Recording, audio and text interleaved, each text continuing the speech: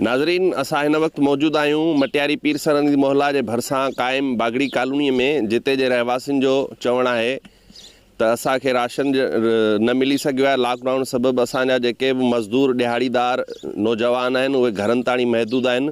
अचो त वधीक हिननि खां मालूम करियूं था त हिननि जो छा चवणु आहे। 40-60 घर असांजो जहिड़ो कर हिंदुकार आहे हिन मुल्क में पाकिस्तान में।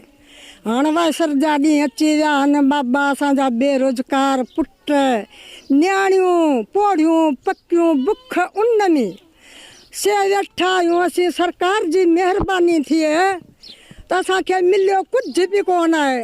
असांजी त पिट लॻंदी, ख़ुदा कंदो त तव्हां पई कोन, तव्हांखे कुझु बि कोन मिलंदो। असां जहिड़ा तव्हां पई हूंदा। असांजा नंढा बच्चा, असांजा सन्हड़ा बच्चा बुख पिया मरनि। चुल्ह में पाणी आहे। सम्झी सरकार जी महिरबानी थिए असांजी दाद करियो, असांखे मिले। असीं बुखनि में वेठा आहियूं। रोजी गोजी असांजी बंदि आहे। छोकिरा असांजा जुवान आहिनि सो घर वेठा आहिनि। असांखे हिंदू क़ौम असांजी आहे सो बिरादरी में वेठी आहे। तव्हांखे कंहिं बि राशन कोन कहीं बि कोन ॾिनो। हींअर बेरोज़गारी वेही रहिया आहिनि। हींअर केॾां वञनि। असांजो सलेमानी चां करे ॿारड़ा खाइनि, ॿियो त असां वटि कुझु कोन्हे। छा आहे, केॾी महिल हिकिड़ो महल करनि त ॿियो महल ई सुम्ही रहनि। असांखे केतिरियूं राशन ॿिए में असांखे का हिकिड़ो किले अटे जो बि कोन मिलियो आहे। असां कमाईंदा हुआसीं, रोज़गार हूंदो त कंदा हुआसीं। हींअर कर्फ्यू लॻी वियो आहे शहर में, कमाई बि कोन्हे, दुकान सभु बंदि पिया आहिनि।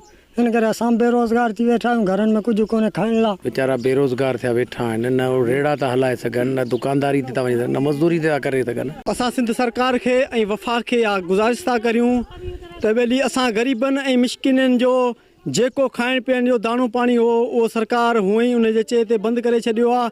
असीं काफ़ा ख़ुशी में लॻा पिया आहियूं। न को ॿाहिरि असांजो को कारोबार आहे, न को असां घर था वेही सघूं। असांजा बच्चा छो त असांजी अखियुनि जे साम्हूं बुखियुनि में रड़ूं था कनि। नाज़रीन, मटियारी शहर जे पीर सरंदी मोहल्ला जे बागड़ी बिरादरी जे माण्हुनि जा तव्हां वीचार ॿुधा। हुननि जो इहो चवणु आहे त असांजा जेके नौजवान आहिनि उहे समूरा दिहाड़ीदार आहिनि, जेके कमाइण खां कासिर आहिनि। उन करे असांजे घरनि में फाकाकशी वारी हालति आहे ऐं हितां जे चूंडियल नुमाइंदनि असांजी कंहिं बि क़िस्म जी सार न लधी आहे। उन सां गॾु ज़िले हुकूमत तरफ़ां बि असांखे को बि हिकु बि राशन जो बैग न मिली सघियो आहे। हिननि मुतालबो कयो आहे पाक फ़ौज खां, हिननि मुतालबो कयो आहे पाकिस्तान हिंदू काउंसिल खां त महिरबानी करे असांजी सार लधी वञे, असांजे बच्चनि खे करोना खां अॻे बुख जे मरण खां बचायो वञे। कैमरामैन शबीर अलीअ सां गॾु कामरान मेमन, टाइम न्यूज़ मटियारी।